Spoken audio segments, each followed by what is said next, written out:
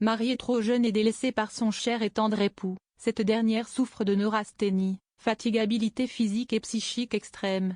Elle tisse néanmoins très vite des liens forts avec une certaine Marie de Rohan-Montbazon, également duchesse de Luynes puis de Chevreuse. Vive et enjouée, libre de corps et d'esprit, celle-ci parvient à donner le sourire à la femme du souverain qui est, à l'inverse, prude et timide. Dans un premier temps, Marie n'aura de cesse de rapprocher le couple royal, désuni depuis trop longtemps. Sa relation privilégiée avec Anne d'Autriche va rapidement compliquer la suite des événements dans le cercle intime, mais aussi à l'échelle du pays. En introduisant rire et jeux galants dans l'atmosphère raide qu'impose alors le jeune et ombrageux roi de France, l'arrivée de Marie au Louvre est dérangeante et scandaleuse. Mais au fait, dans quel lieu exceptionnel une amitié dangereuse a-t-elle été tournée?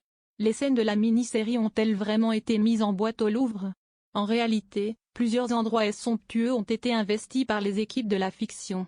Ainsi, on voit sur nos écrans plusieurs châteaux et autres sublimes bâtisses entre la Bourgogne, Compiègne et Fontainebleau. Sans s'en apercevoir, les téléspectateurs de France 2 arpentent plus précisément des parties du château de Fontainebleau, du château de Bussy-Rabutin, du château des Poisses, du château de Tanlay, du château de Rixensart, du château d'Ancy-le-Franc, du château de Chaumont en Charolais ou encore du château de Pontu-de-Thuard. Mais ce n'est pas tout, les acteurs comme Kelly Despaux, Stéphanie Gille et Jérémy Gillette, qui n'est pas du tout bègue comme son personnage de Louis XIII, se sont également rendus à l'abbaye de Fontenay, à la grande forge de Bouffonne et dans les rues de la cité médiévale de Noyers.